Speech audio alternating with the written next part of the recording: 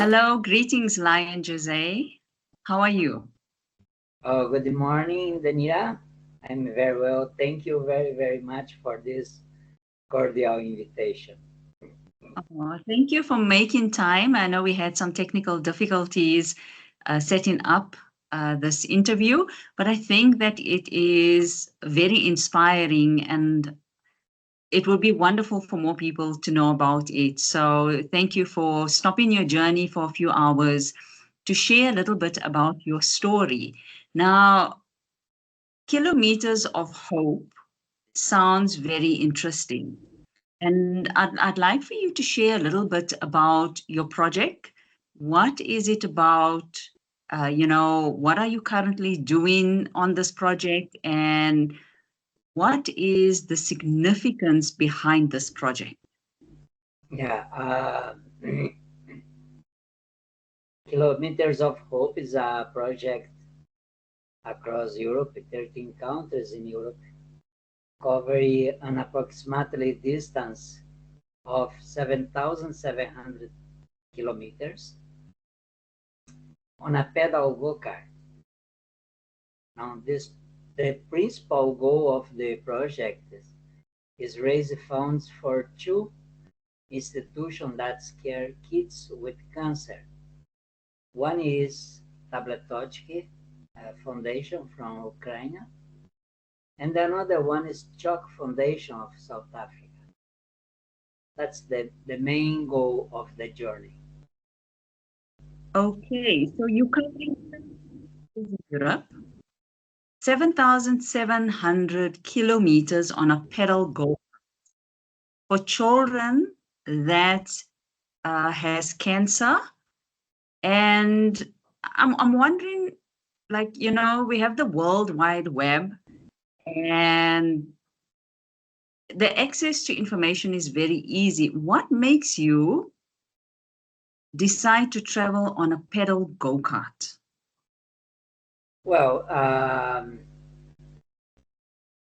I used to do my projects connect with some social cause. It's coming already 45 years of project is the 14 project, and the pedal go-kart is very well connected with children.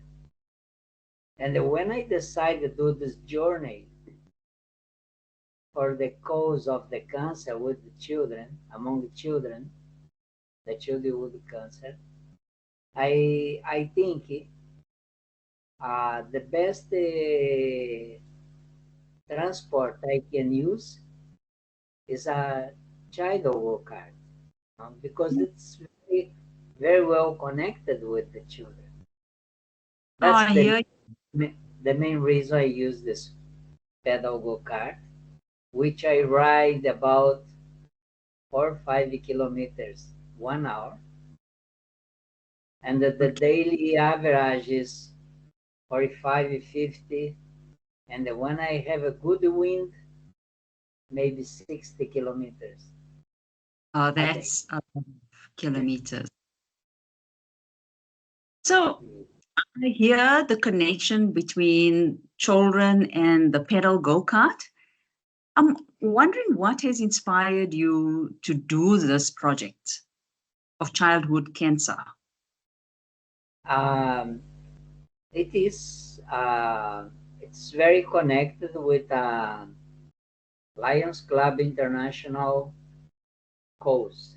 We have 8 global cause, and one of the cause is childhood cancer. Now, lions around the world have a daily sorry have a daily battle against childhood cancer, among the others situations like hungry, diabetes, natural disaster, environment, vision, etc. Okay. All right. What do you intend to achieve by pedaling for 7,700 kilometers I hear you're affiliated or you are raising something with two organizations, Tabletoch in Ukraine and CHOC in South Africa. What are you wanting to achieve by doing this project?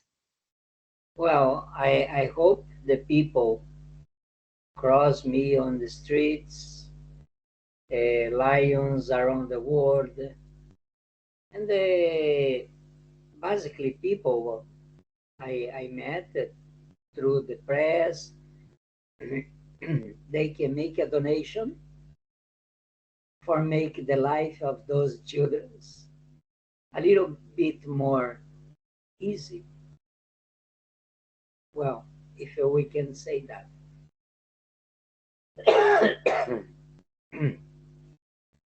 Yes.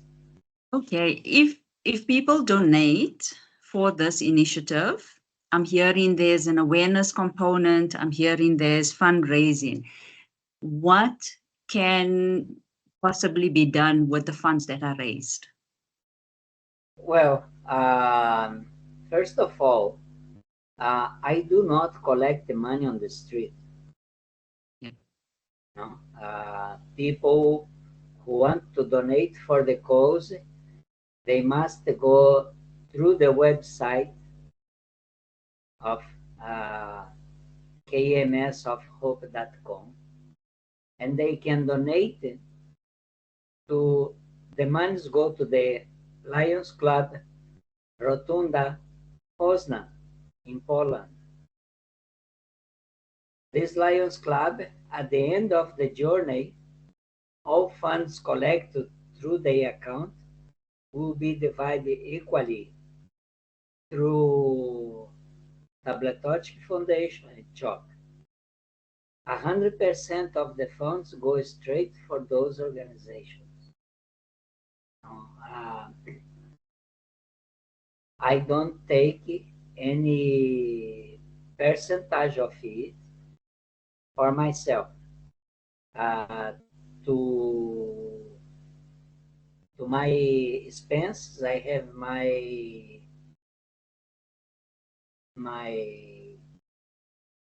funds, and also I get a lot of support of people during the journey. Okay. All right. Thank you for sharing that. So it's very separate from the expenses you have on a daily basis to what is being raised. I'm wondering, what are these two organizations, what could they possibly do with the funds? There's many things. Lions Club International Foundation have a grant of $150,000. Those funds I can raise during the journey could be used to cover the 25% of the cost of any project they do. For example, if they have a project that costs $100,000, let's say, we need $25,000 to be counterpart of it. Okay. So the foundation can do it for building a new home, a room with new equipments, any equipment for a specific project. Okay. So when we saw the great picture, you see, maybe I find a little amount, but it would be enough to use it for a big project those institutions can have it. All right, I hear you. So it's bigger than providing for daily needs that the children might have. This is on a scale of very a birdshot view from the top to say these institutions can take the money that have been raised and build units onto the existing buildings or build a whole new unit. That's a very interesting way of looking at it, Lion Jose. Thank you for the contribution you do to uplift communities and organizations. I'm wondering, so I have been following your journey, and I know that you were very ill at the beginning of your journey. Now, I know when I'm ill, I lie in bed, take my medication, and rest and recover. But I watched you jump on the car and pedal, even though you were quite ill. You did not take time to rest. You did not take time to say, I need to recover. And for me, that is a lot of determination and resilience. Now, what drives you to continue doing this work you're doing? And what the word that came to mind now is selfless. It's not about you. It's not about what actually motivates you, inspires you, and keeps you doing what you are doing. Well, first of all, when you have a dream,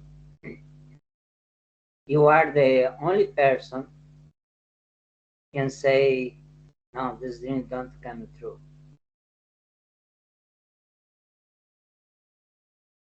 And when I begin the journey in North Cap, it was 4 degrees below zero, 4 degrees positive. Okay. Was very, very cold.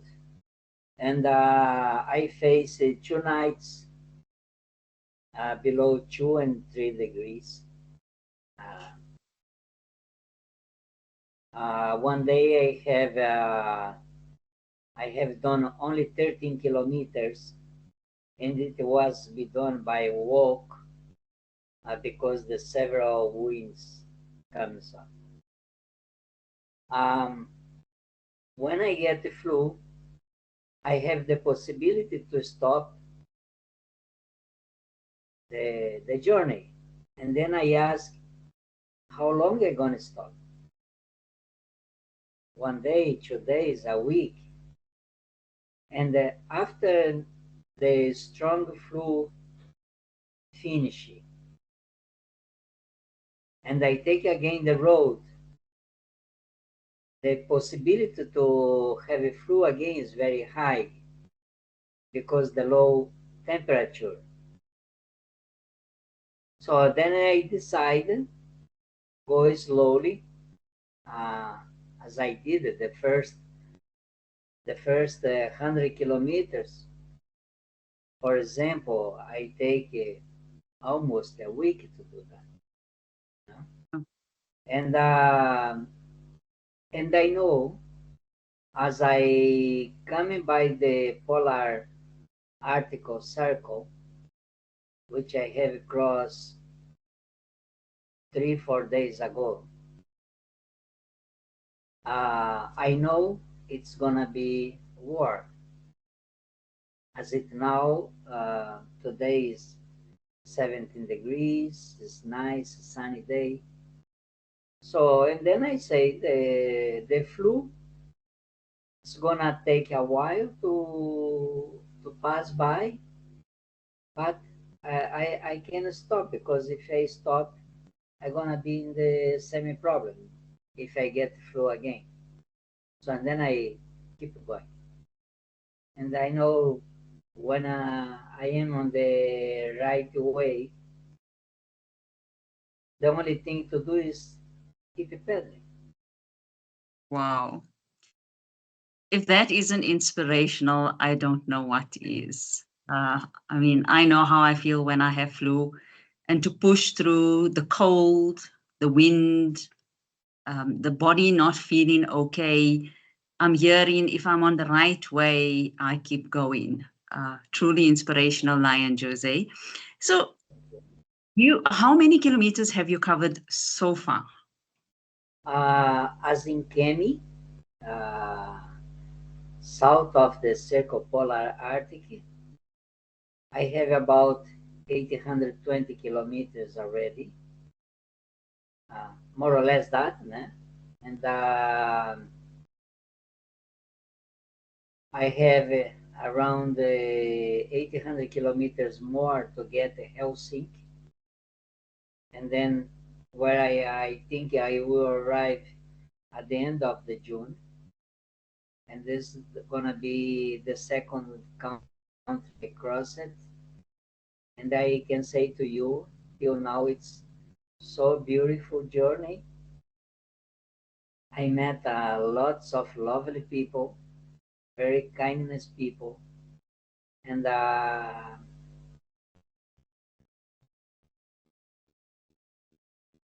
2 days ago I stopped on a house. I asked to sleep there, and the children give the idea to sleep on a doll house, no?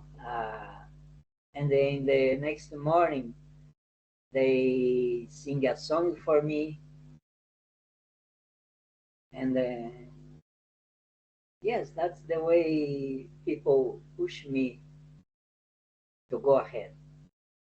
Oh, that's lovely. I'm hearing people, I'm hearing children. They allowed you to sleep in their dollhouse. I heard dollhouse. Yeah, doll. Oh, Yeah, it's well, every day is a new experience, you know. About sleep, I have sleep in a dig a hole in the desert, in Atacama Desert.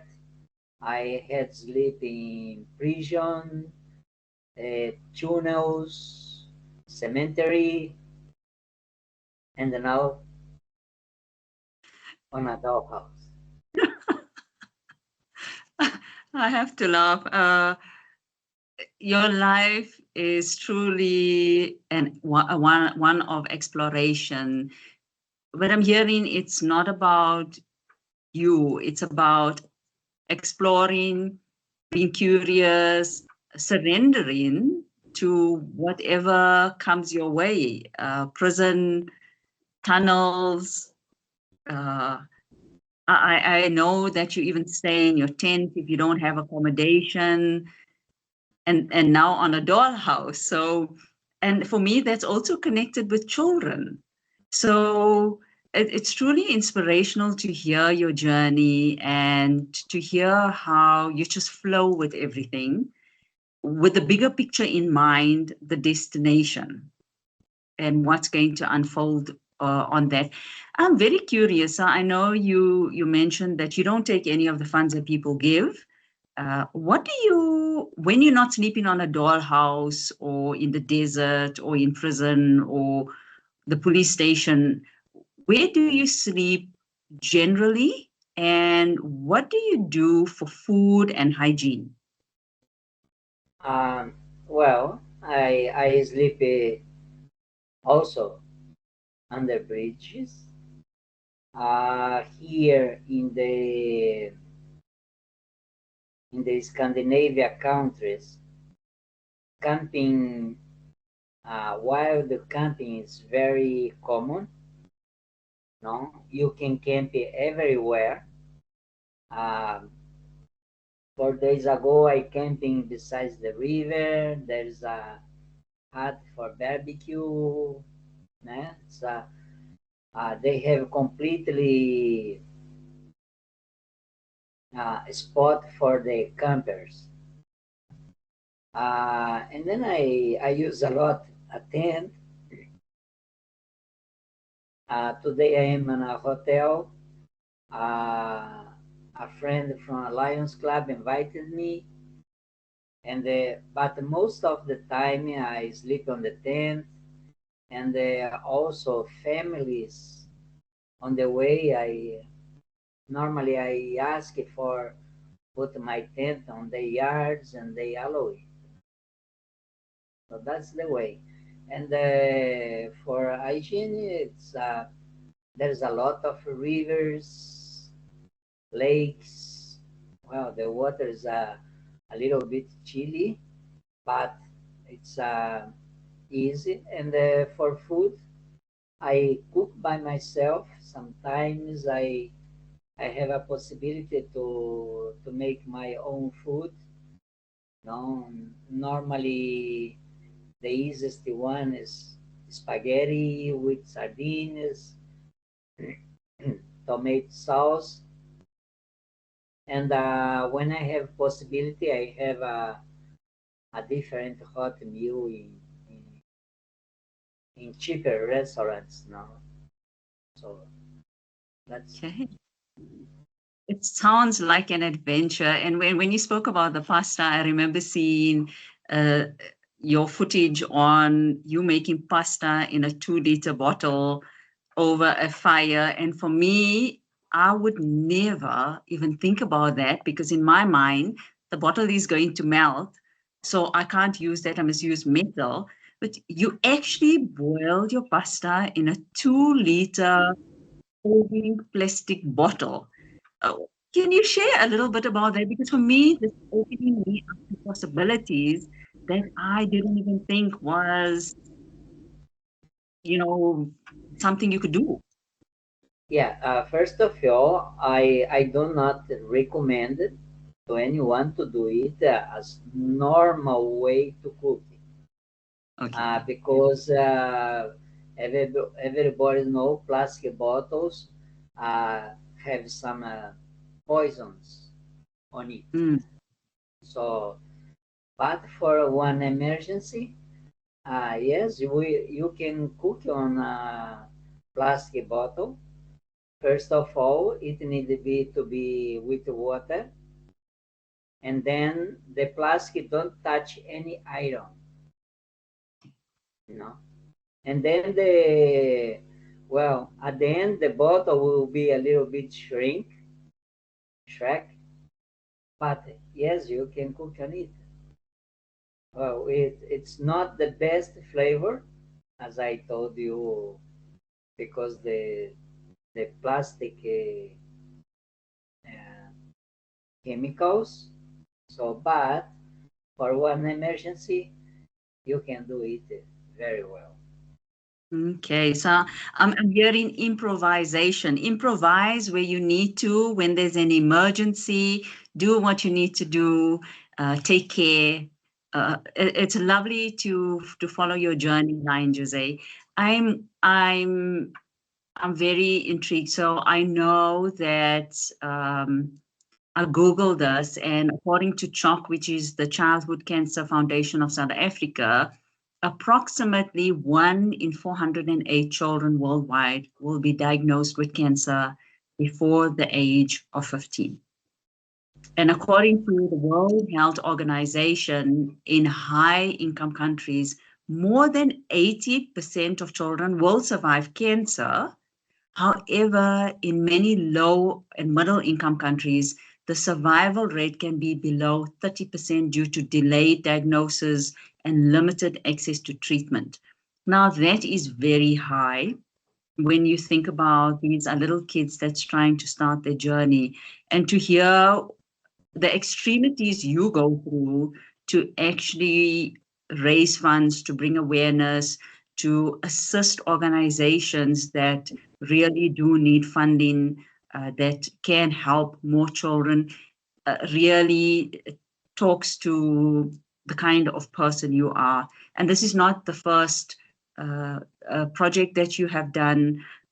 This is not the first initiative where you actually put yourself in very risky, I would, for want of a better word, but very dangerous situations. I mean, when you speak about temperatures right now, I think we are sitting on 15 in South Africa, in Johannesburg, Lenasia. But I know it's cold. I mean, I'm already dressed so warm. I even have a blanket on my covering my feet just to keep me warm. But here you sleep in a tent or under tunnels or wherever possible. A tent doesn't keep you warm. What do you do when it's really cold? I mean, I've seen snow in some of your photos, in some of your videos. How do you actually ensure that you can sustain yourself to keep paddling? Well, God gives the code about the size of your blanket. That's a very deep reflection, the size of your blanket. Please share a little bit more. And then for I do, we Brazilians, we don't have the code as here. And then I needed to improve because I don't know what type of clothes I needed to wear. And then when I think that um, one of the things is put some newspaper inside the clothes, uh, and I have two raincoats, and one of the raincoats I I got three jackets, uh, and then I put the raincoat over those three jackets, and then another jacket, and then one poncho for rain. It's making me sweat a lot, no matter the code is. The newspaper is always is a good source of of heat. Okay. So always I have the newspaper inside my clothes and do many many jackets and the raincoat avoid the wind, which makes the cold. So and then you as you paddling, you create your own heating system. Okay. Oh, that's so impressive. I'm curious, right?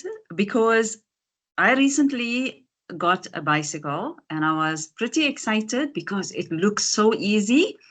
I did, I think maybe 1 or 2 kilometers and my feet started paining. Now it's the same system, it's pedaling. Please tell me, how do you do 50, 60 kilometers of pedaling in a day? The first thing is mental. No, the the journey is mental and physically, but the first one is mental. Um, when I begin pedaling the beginning of the day, I do not thinking about the end of the day.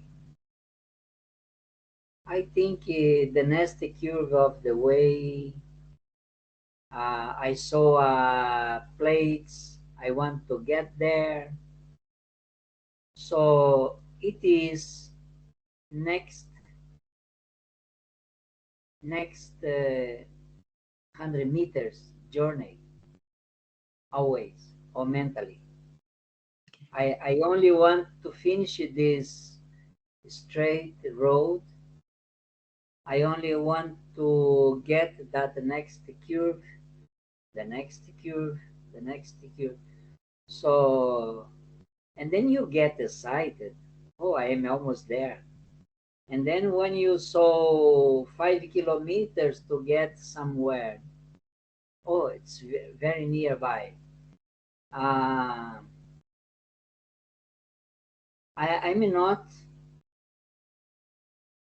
not after my 7,700 kilometers. But so far I have done already 800. So it's not what I'm doing, it's what I have done already. And imagine 10% already of the journey plus. Né? And then the physical condition is, you don't think on that. Okay. I want to say something, but I'm going to wait. I'm going to say this afterwards. Lion Jose, tell me, what is your message for the people of this world, for this project, firstly, and maybe even something else, you know? First of all, the world needs people like you.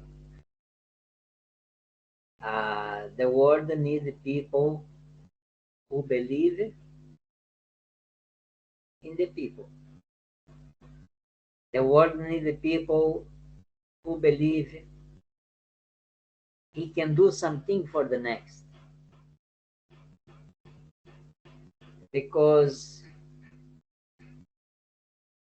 when you need something,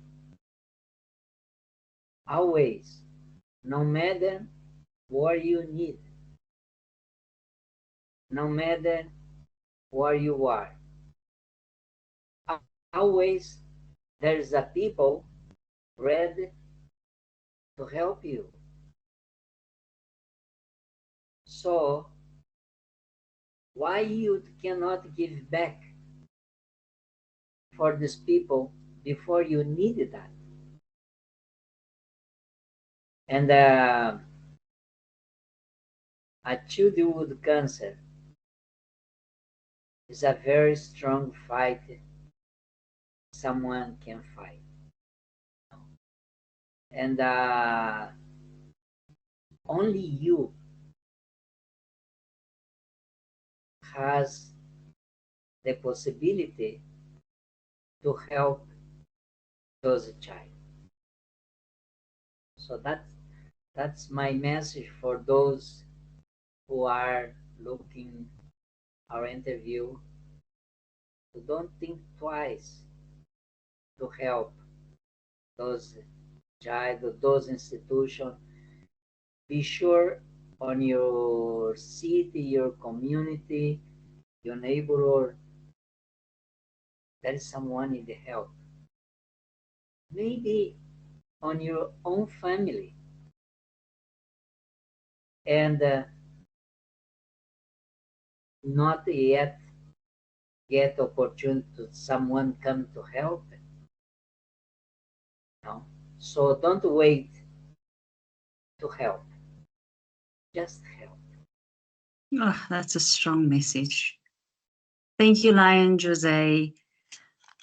Wow, you know, being a life coach by profession, I think I just got a coaching session from you. You know, you spoke about dreams the right way, the thinking about the next curve. I focus a lot on mind, body, and soul. And I heard all of that in what you were sharing here. The cold is the size of your blanket. It's more about the mental, not so much the physical. It's being excited about the journey, knowing where you want to go, but not focusing on that destination and believing. I think that's a big part. And no matter, we are talking about your journey and we are talking about childhood cancer and how you connecting the dots and how the people on your journey helps you connect the dots. It brings to mind we are all connected as humans. And so I would like to thank you, a Brazilian pedaling on a children's go-kart through Europe, through to South Africa, assisting two organizations, Tabletorch in the Ukraine and CHOC in South Africa. We can't wait to see you and to meet you in person, Lion Jose, and we wish you all the best on your journey. You're not only a lion, you are a social activist, an environmentalist. You are so much more. You are such a genuine person that gives so selflessly of yourself, enduring all that comes your way, taking life as an adventure. I'm very curious, when are you going to write a book about all of these tips and tricks that you execute on your journey? Because I can tell you, our children in this world would really benefit a lot from that. Yeah, I have already write a book. It's read the book. Now is in revision moment, and I hope soon I can. It's gonna be released, and the book name is Petals of Hope. Oh, wow.